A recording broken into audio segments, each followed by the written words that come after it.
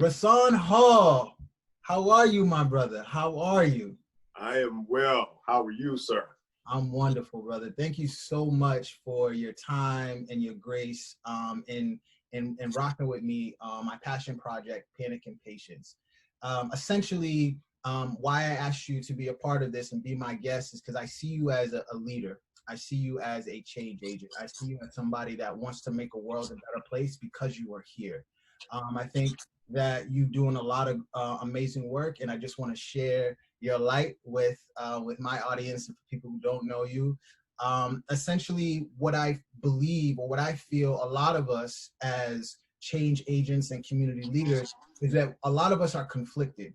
And what I mean by that is that we're constantly conflicted on two ends. One is this sense of panic, which is not in a literal sense, but the sense of urgency that things need to change, things need to stop, policies need to be adjusted, movements need to begin.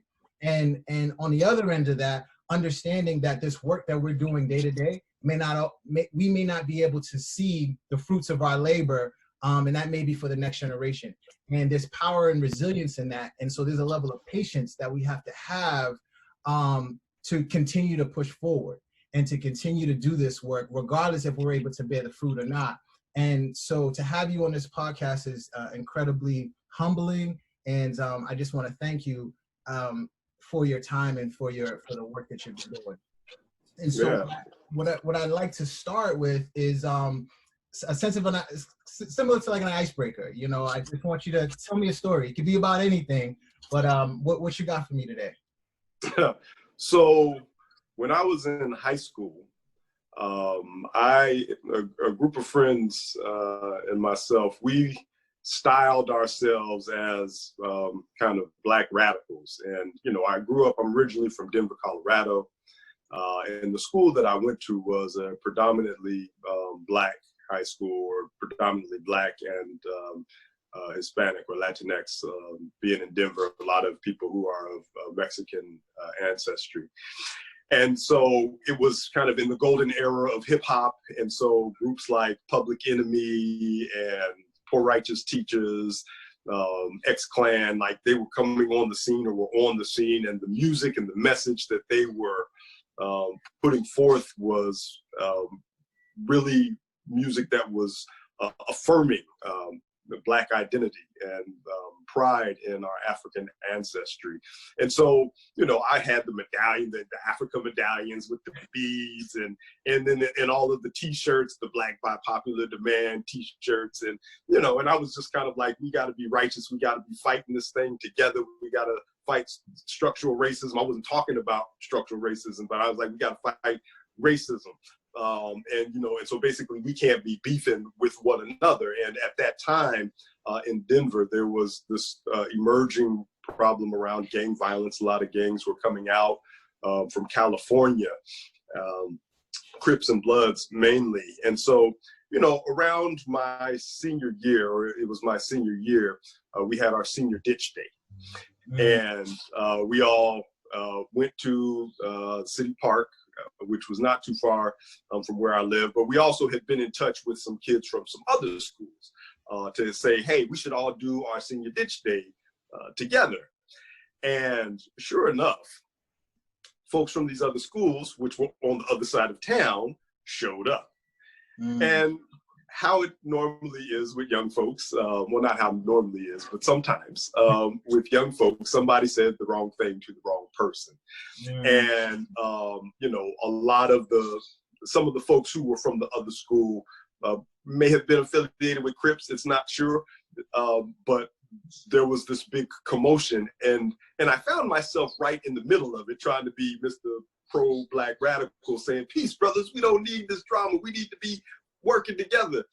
And in the midst of all of this tension, one of my friends, he took his hat off and he had little plaits in his hair with red rubber bands around him. Now, he wasn't affiliated with the Bloods, but these guys who were Crips or associated with Crips thought he was. And like everything broke loose. And so here am I, Mr. Poor Righteous Teacher, in the middle of it, and somebody swings on me and I'm like swinging on everybody else. And it's funny because afterwards folks are telling the story like, yeah, Rahsaan, what happened to all that peace stuff that you used to talk. I see you in there throwing blows.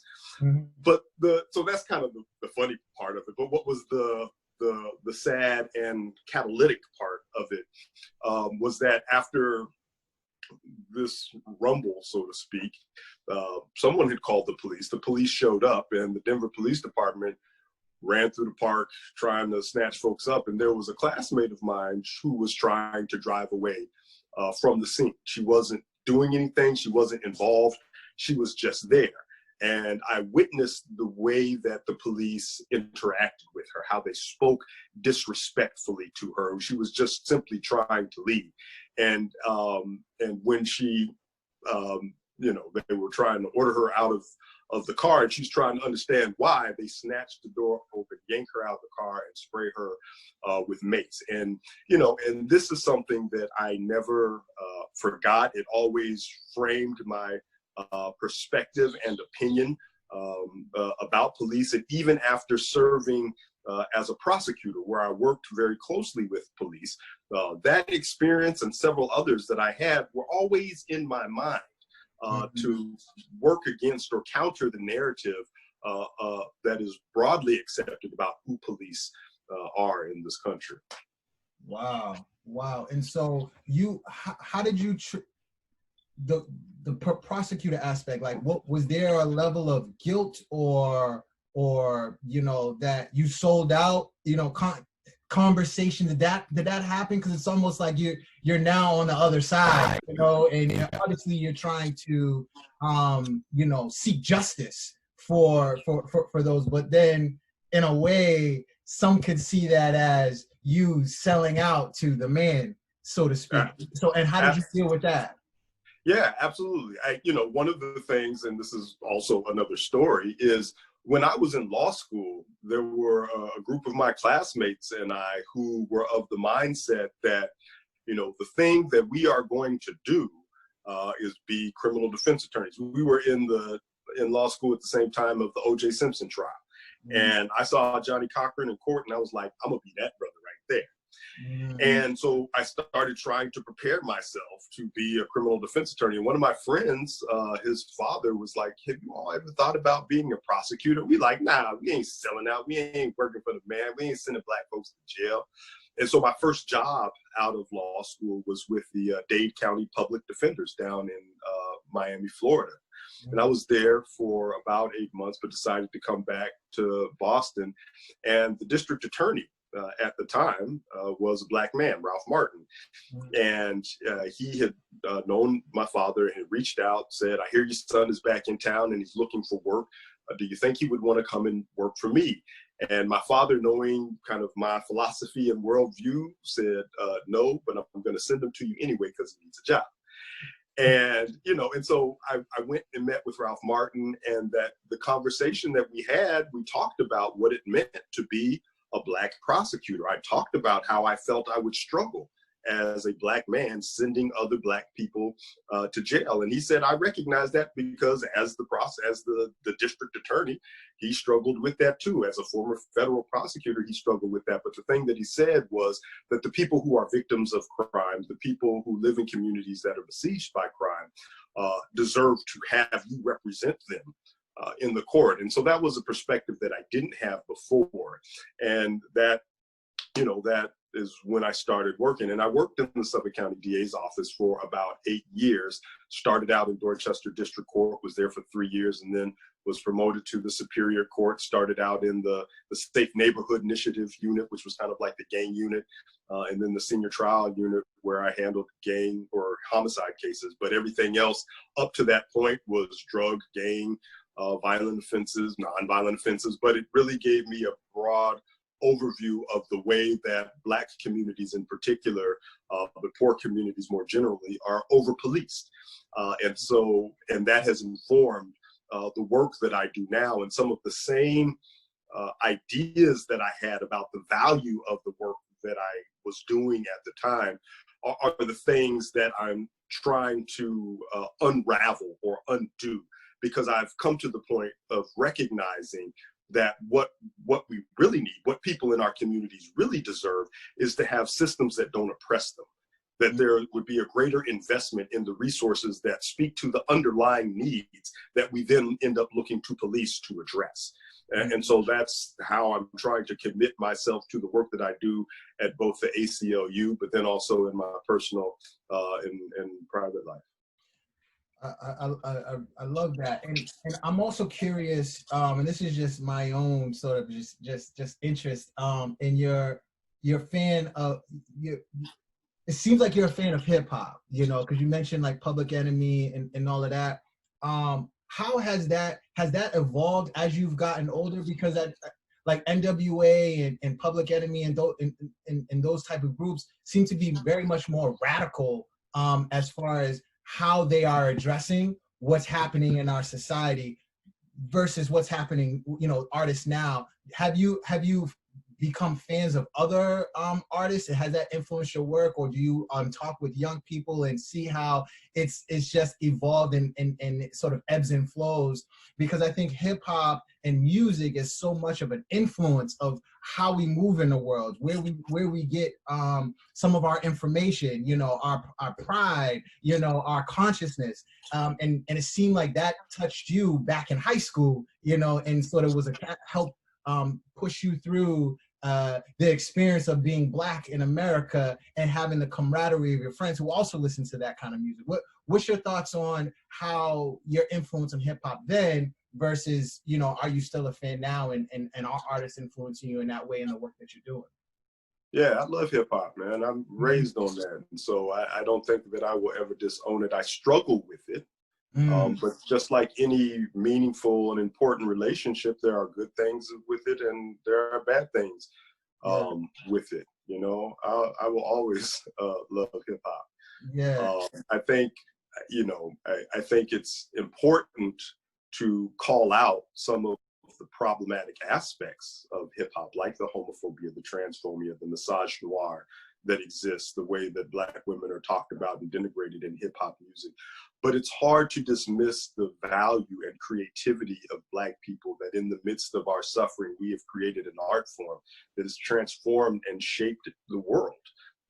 Like literally the world. There are very few places in the world that you can go where there's not the influence of our culture, largely through music, but in many other ways, through education, through history, through architecture.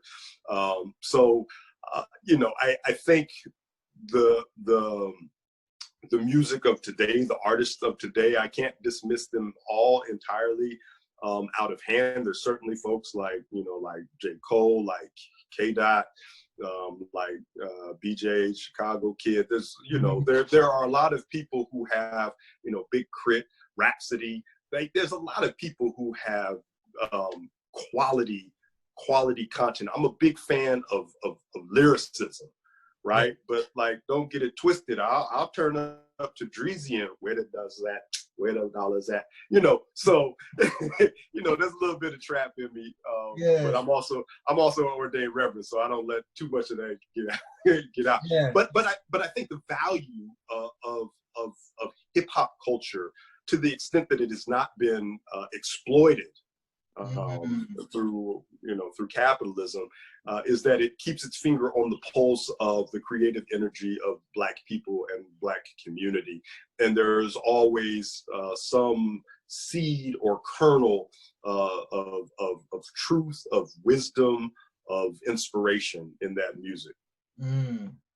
Dope. And so how have you now built community through your personal and professional life? Like you mentioned that you're an ordained pastor, and so that's a community, you know, an ecosystem in and of itself. And then you're also, you know, a lawyer, right? And so how have you built community in those two worlds?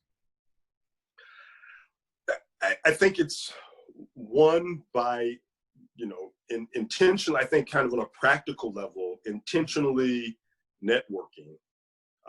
To be in touch with people, and you know, being in touch with people doesn't necessarily equate to community, because I think relationship, proximity, commonality of experience, and shared aspirations or visions from my perspective, is what creates community. But through networking, through my work, through my ministry, through board service, through family and friends, I've built out a network of people and relationships that have allowed me to connect to people from various walks of life with different perspectives, and have been able to find community through those relationships. Like I said, I'm originally from Denver, Colorado. I came out here to go to law school, was probably planning on going back to Denver, Colorado, but my wife, who we dated in high school, we got married, and she came out here, and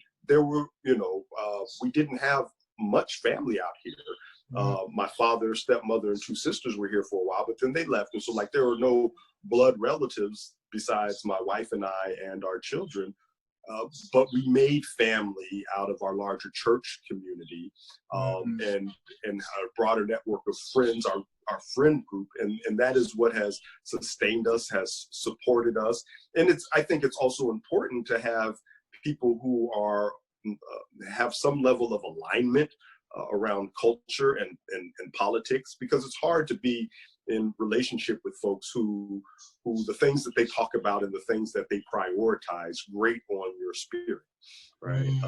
So the people that we are connected to and close to, that's how we find, that's how we've been able to make community, and I have too. And I've been fortunate to be in touch with very, creative, engaged, activist people.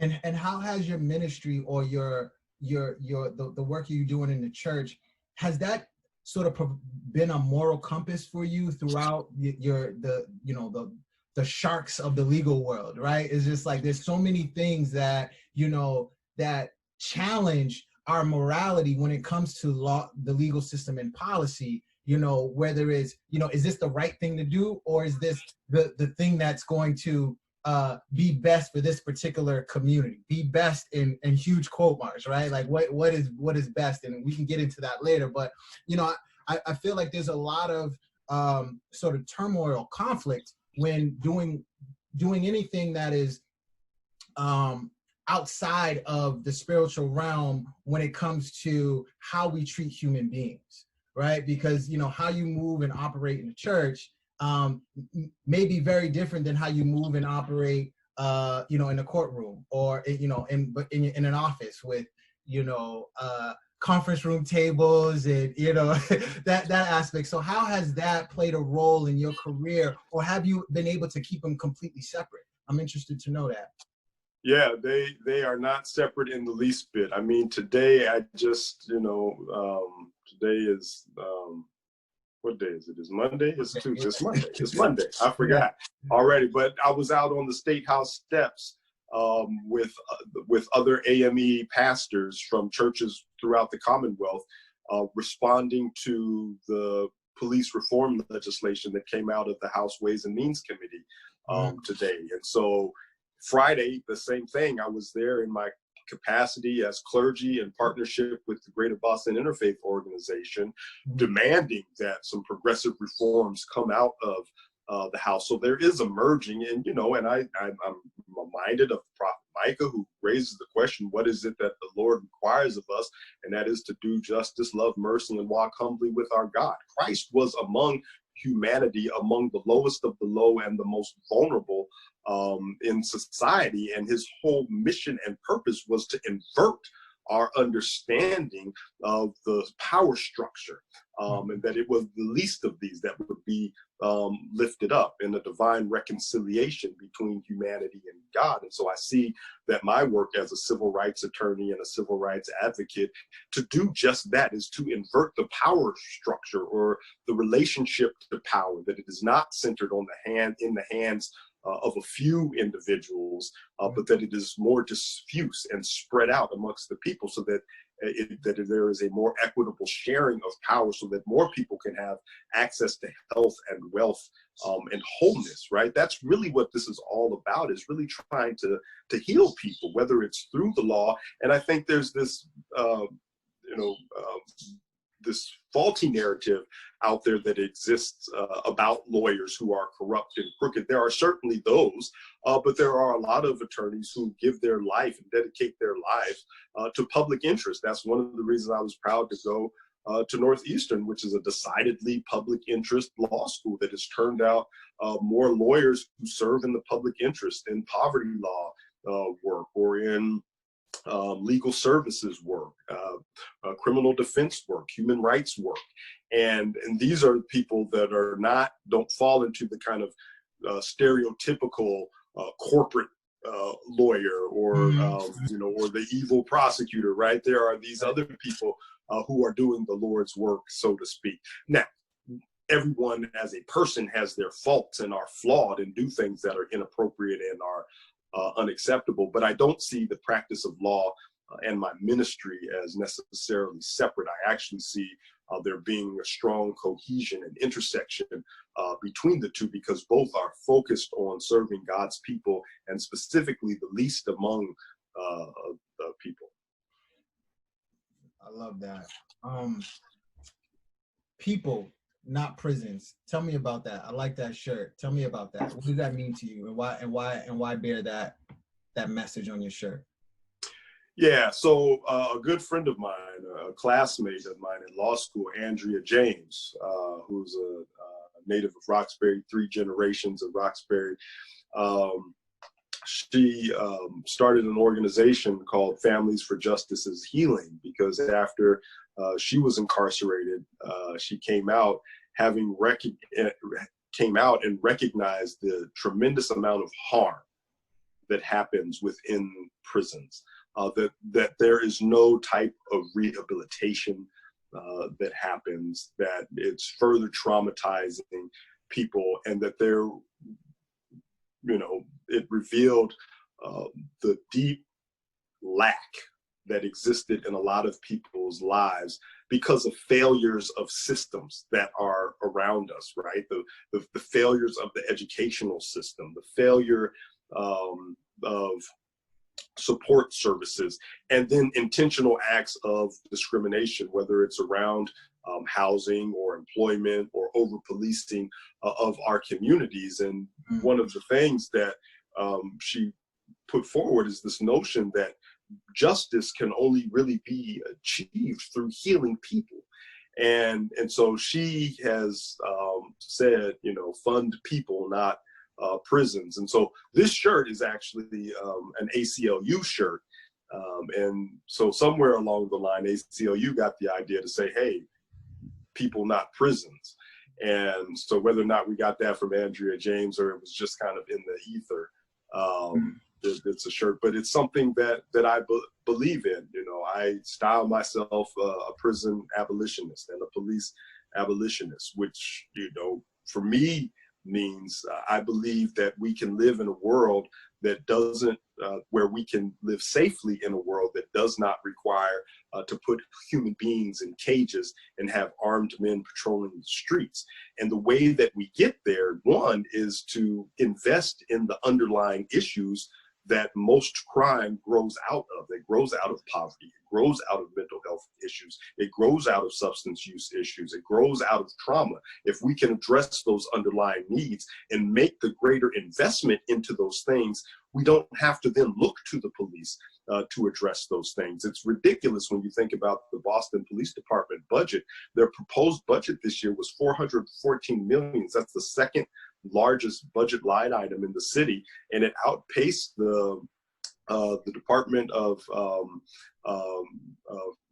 Community and Family Services within the city of Boston, which has 9 sub departments within it. And I think it outpaced it by 18 times, right? The Boston Police Department overtime budget was twice as big as the entire Boston Public Library budget. So what are we making investments in? And when we think about the amount of money that gets spent on policing, as opposed to what we're doing to address people's needs, to make sure that people have stable and secure housing and access to food and are having their mental health needs addressed and having trauma addressed for them, we would get much better outcomes. Because when you think about the overwhelming amount of what it is police respond to, and I know this both as a former prosecutor, but also someone who is a critic of prosecution and has reviewed prosecution statistics, an overwhelming majority of the crimes that they respond to are not the things that run the headlines, like the murders, the rapes, the shootings, the stabbings. And to the extent that there are some of those things, those underlying issues can be addressed, one, by preventing them, but then two, also through healing, through restorative justice practices. So the more that we invest in people, the less that we have to invest in prisons. And so what, for those who don't know, what does ACLU actually do? Or what is your role? What is your role there? What do they do, and what is your role in that organization? Sure. So the American Civil Liberties Union is a 100-year-old organization that fights to defend people's civil rights, civil liberties in the courts, in the legislature, and in community. And so there's a national organization, and here in Massachusetts, we are the oldest affiliate. There's an affiliate in every state. And our job is to defend people's civil rights and civil liberties. So whenever there is a government intrusion on people's rights, whether it's their First Amendment rights to freedom of religion or freedom from religion, or freedom of speech or freedom of the press, or their Fourth Amendment rights to be protected from unreasonable search and seizure, or their Eighth Amendment right against cruel and unusual punishment, we are there as defenders of those rights. But we're a law reform organization, so we don't necessarily take and litigate every case where somebody's rights were violated. But if there is a case that we feel would change the legal precedent, we would then take that case on. Or if there was a case that we felt, a series of cases where we could engage in impact litigation to shift the precedent of the court, or policy reform. Some of the work that we're doing right now is trying to change policing through legislative policy reform. And that is the work that we do. And so I am the director of the racial justice program for the ACLU. And so my role is to try to ensure that the work that we're doing through what we call our integrated advocacy platform is focusing on racial justice issues. And so when I say integrated advocacy, talking about the combination of both our litigation work, our lobbying work through the legislature, our organizing and field work, and then our communications work, and to try to leverage those resources to address issues in communities of color. And to the extent that there are issues that we're not already focusing on, direct our gaze, our focus, our work to some of those issues in communities of color. And so a perfect example of some of the work that I did, and it's a demonstration of the integrated advocacy work, was in 2018. The What a Difference a DA Makes public education campaign that we engaged in. Essentially, we found out through our litigation that district attorneys were a roadblock to justice. Some folks may be familiar with the drug laboratory scandals here in Massachusetts, the Hinton Drug Laboratory in Jamaica Plain, where the chemist Annie Dukan was intentionally manipulating drug weights to increase the penalties that folks faced, but then also claiming that items that were not drugs were in fact drugs. But then out in Amherst, Massachusetts, a chemist named Sonia Farrick was actually using the drugs while at the same time testing the drugs, and then in some instances was testifying against other individuals while she herself was high on drugs that were in her custody and control as a state laboratory chemist. And when that became public information, or through the work of an attorney named Luke Ryan, a defense attorney, we got involved with the case to try to find out, one, how many convictions there were, how many people were wrongfully convicted. Because if you've got one person who's lying on the drug certificates, or another person who's using drugs and is either high or strung out on the drugs, swearing out a drug certificate, those convictions can't be relied upon or trusted. And so we had to litigate to find out how many convictions there were, and then to try to get all of those convictions dismissed. And it was the district attorneys who stood in opposition to that all along the way. And ultimately we won, and it resulted in the dismissal of about 50,000 cases, which was kind of the largest dismissal in one setting. But then we also saw that in the legislature, whenever we were trying to enact progressive reforms like eliminating mandatory minimums for drug offenses or trying to raise the age of juvenile jurisdictions, it was always the district attorneys who stood in opposition, claiming that the sky was going to fall and that it would become much more dangerous. Meanwhile, all the while, crime is continuing to drop. And so from our litigation and legislation, we took that information and did some polling, because I personally knew what DAs did and how problematic DAs were, but we weren't sure how the rest of the general public understood it. And we did some polling, and we found out that 4 in 10 Massachusetts voters didn't even know the DA was an elected official. And an overwhelming majority of them didn't think it mattered who the DA was. But when we told people about the role, power, and influence that DAs had, 81% said that they would pay attention in the next DA election. And so we launched this public education campaign to really teach people what it is, what a district attorney does, and what difference they make. And so we had canvassers, we had community forums where we educated people on what was happening. We did district attorney debates. And one of the things that was important for us was to center and prioritize the voice and the experience of the people who were most directly impacted. And so the people who were out canvassing, not for a particular candidate, but just to raise awareness about what DAs do, were people who were formerly incarcerated or system involved. One of the candidate debates that we did was in the Suffolk County House of Corrections, the jail basically, and the people who were asking the questions were the people who were incarcerated there. And those were some of the best questions that I've ever heard in a debate, let alone a district attorney debate. And so as a result, in Massachusetts, there's 11 district attorneys. 5 of them had contested races. The last time there were 5 contested races was in 1982, with the height of the war on drugs. And as a result of those 5 races, 2 of the district attorneys turned out to be quote unquote progressive prosecutors, Rachel Rollins in Suffolk County, and then Andrea Harrington out in Berkshire County. But then one of the more previously known as more formally progressive prosecutors, Marion Ryan, was pushed further to the left because she had a challenger. And so all that to say is, like, the work of the racial justice program takes an integrated advocacy approach to our litigation, legislation, and field outreach program to address issues in communities of color. And when we think about who's overwhelmingly prosecuted and is disproportionately filling our prisons and jails, it's people of color. And so now we have a Rachel Rollins who is making some strides in trying to dismantle and disrupt the system of oppression and prosecution in some of our communities.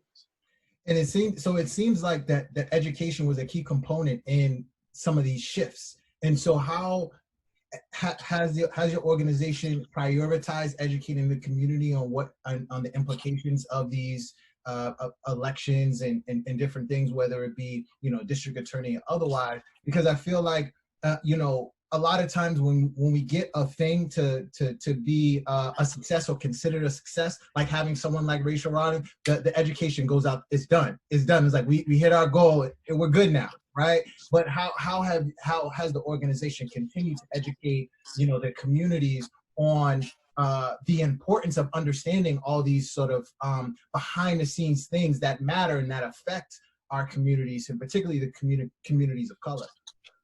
It's difficult. We're not a huge organization. We're certainly, admittedly, we are a lot more well-resourced than a lot of other grassroots organizations, but there's still limits to the capacity that we have. And so after 2018, the election in 2018, we had to shift and pivot to other priorities. 2019 began the legislative session in Massachusetts. We have a 2-year legislative cycle, and we were beginning advocacy around what pieces of legislation we wanted to prioritize. And so we've still been engaged in the district attorney work. And one of the things that we're doing now is engaging more directly with advocates and people on the ground in the different counties, so that the approach to district attorney accountability and public education is more community centric.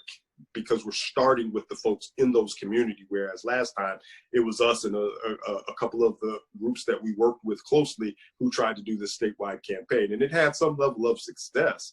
But this time we're really trying to have it be more germane to the particular counties, because what's going in Berkshire County is very different than what's going on in Bristol County, which is very different from what's happening in Middlesex County, which is way different than what's happening in Suffolk County. So that's the approach that we're trying to take. But a perfect example of how the education is critical, but we're not able to do it in a way that is really effective is the current fight that we're engaged in the legislature around police reform legislation. As a result of the murder of George Floyd and Breonna Taylor, people have taken to the streets. There have been consistent protests, and leaders in the Massachusetts legislation, both the Senate, the House, and the governor said, we're going to follow the lead of Black legislators. And some legislation has come forward, but there were some key components missing. One of them has been restraints or limits on a legal doctrine called qualified immunity, which essentially allows police officers to escape civil liability for violating people's rights. But that wasn't one of the priorities of the Black and Latino Legislative Caucus. And most folks in the community had no idea what qualified immunity was. And so when it comes down to fighting for a piece of legislation, the caucus is saying, here are the things that we want. And then the rest of the legislators in the building are saying, well, this is what the caucus wants, so this is what we're going to do. This other thing, yeah, it might be important, but that's not what the caucus is talking about. And the demands from the community aren't being heard in the same way on this particular issue. And in part, it's because a lot of folks don't fully understand it. And so from an advocacy organization perspective, we would have been much better served if we had deeper roots in the community and had been engaged in an ongoing process of public education around what are important police reforms. But the reality of legislative or policy advocacy is that sometimes you just have to respond to the moment as it presents itself. And now we're up against a deadline because the session ends in July 31st.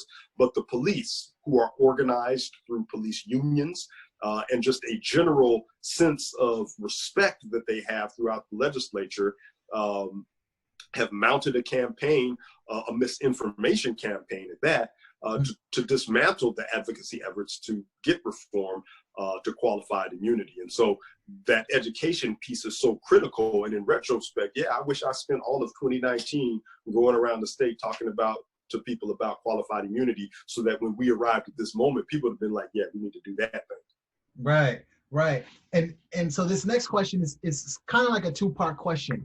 And so I'm interested to know your opinion on, or what's your thoughts on the BLM mural in Nubian Square.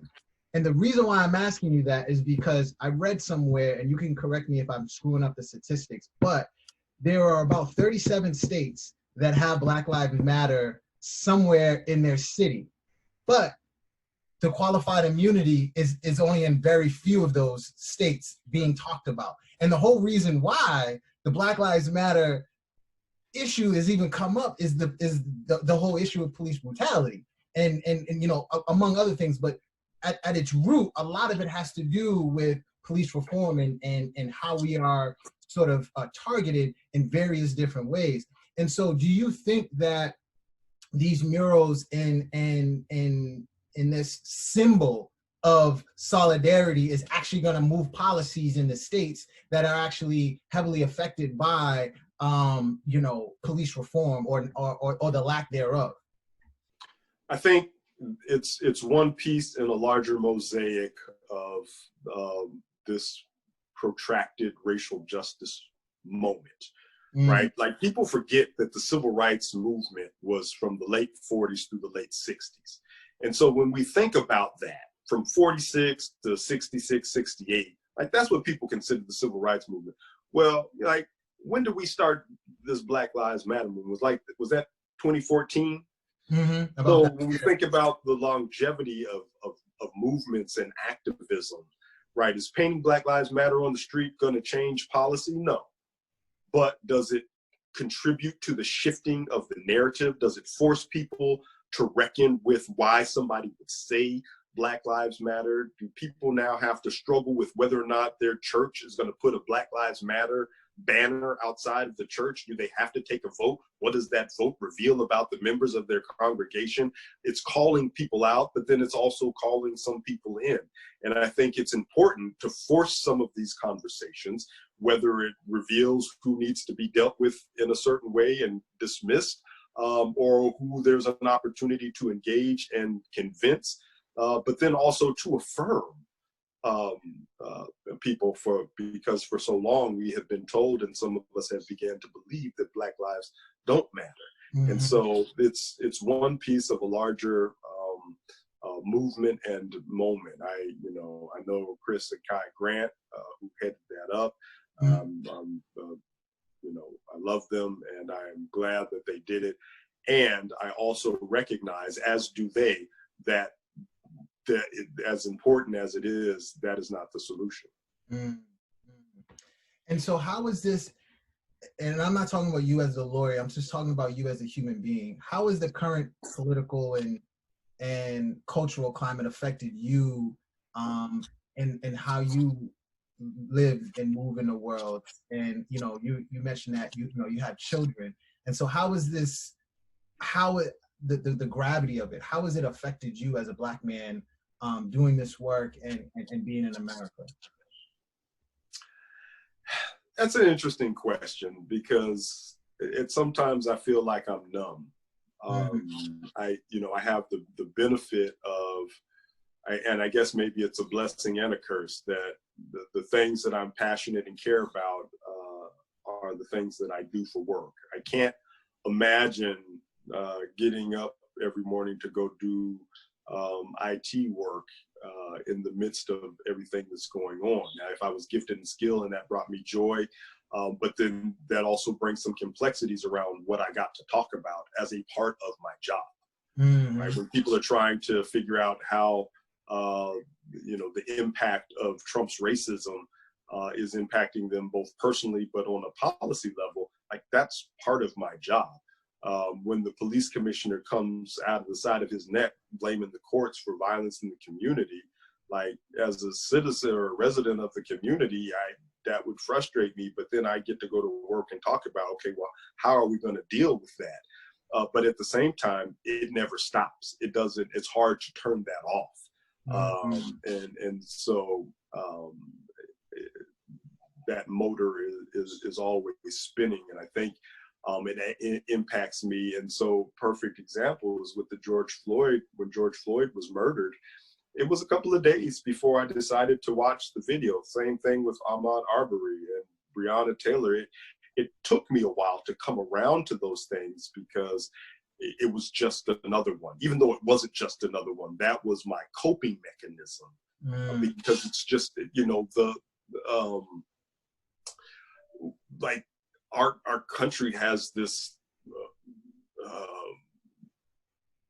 connection, this draw, this desire to gaze on Black suffering, and there are times where I just don't want to be a part of it. And it's taxing and it's burdensome, but then I'm also recognized how I'm blessed and privileged and this is all happening in the midst of a global pandemic where we're social distancing and quarantining, and Black folks are disproportionately contracting and dying from this pandemic. And we think about how this exacerbates the economic gap and the wealth gap, and how the educational gap will be further exacerbated by the technology gap, and to just think about how it impacts my people. And, I recall distinctly where a friend, a fellow advocate, called me up and said, "How are you doing?" And all I could say was Black. And that encapsulated the totality of this experience in this moment. And so, I think like I was saying earlier, I'm fortunate and blessed that I live in a home with a loving and beautiful wife, and and adult children who are healthy and doing well in life, and my mother, and I just feel like that has kept me grounded. And then I have my faith community that is also kind of core to the way that I make meaning out of the world, my faith, but it also drives me to continue to find a way to consistently be an advocate on behalf of my people, and unapologetically so. And I feel emboldened in moments like these, even if I am exhausted. That's deep. And so, what can we do as a community, as a people, to help you in your work, or what should we be aware of that can help push things forward? Because a lot of times conversations like this, where it gets very meta or idealistic and things like that, and people walk away from it feeling a way, but not actually knowing like what to do next, you know, right? And whether it's from a parental standpoint of how we have conversations with our children about what's happening, whether it's from a policy and legal standpoint, what laws, what policies should I be aware of, what things are changing, and then from just a community standpoint, and having this pandemic separate us from those people that we normally would be embracing, right? We would normally, you know, having, you know, intimate conversations day to day about what's happening, and it's stunted in a way. What would you say we can do as a community to improve our situation? Like, what is it, like one or two things that you think can help push what you're doing forward? Well, so, you know, shameless plug. Of course, I'm going to say join the ACLU and give money to the ACLU. That's what's going to directly help me. But also, don't stop there, because there are a lot of organizations that are serving in a very direct way people in our community. Again, I lift up my friend and sister in the struggle, Andrea James, and her organization, Families for Justice is Healing. The shoestring budget that they are able to operate on, and the things that they are able to do for some of the most directly impacted and over-policed and over-incarcerated sections of the city and the Commonwealth is amazing. And it is a tireless effort, and it is not revered enough. And so whenever I have an opportunity, I try to shout them out. And, you know, organizations that are kind of think tanks like the Charles Hamilton Houston Institute that are doing great work, or sisters like Monica Cannon Grant at Violence in Boston, who are on the ground doing work, serving people in the community. So being supportive of folks in those organizations, that helps me out, because the more power and resource and network that they have, when the ACLU collaborates with them and connects with them, that makes our advocacy that much stronger. I think, like specifically, practically in this moment, you know, call your legislator and demand meaningful police reform.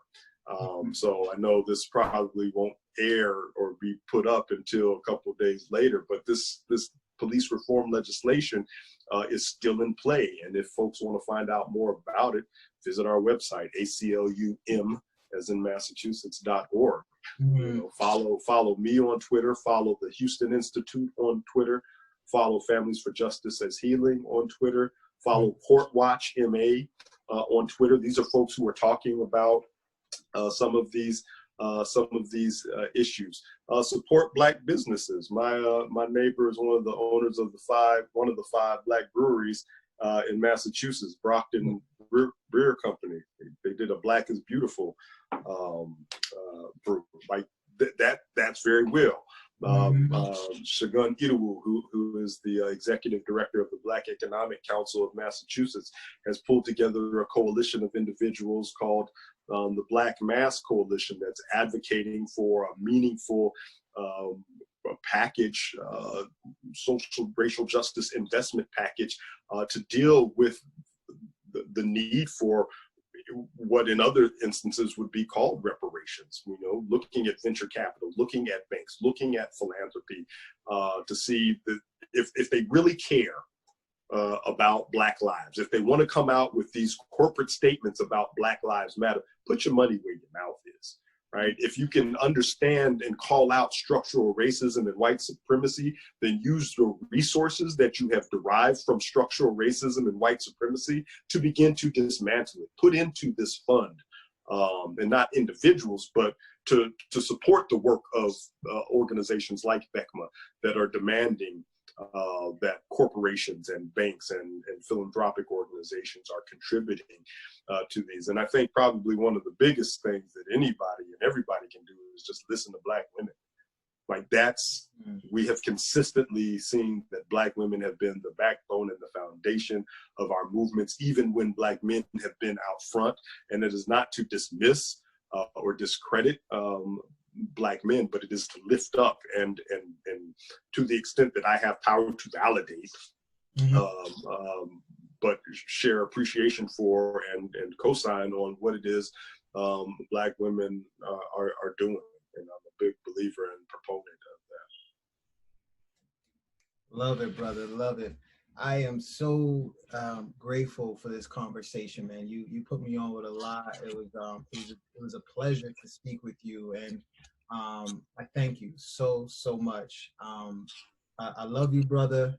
I see you, brother. You matter, and your work matters, man. So thank you so much for your time. And thank you. And I can't wait to see what you have in store for us next and the work that you're doing with ACLU. You have a good day. All right. Thank you. You too, Jay. All right.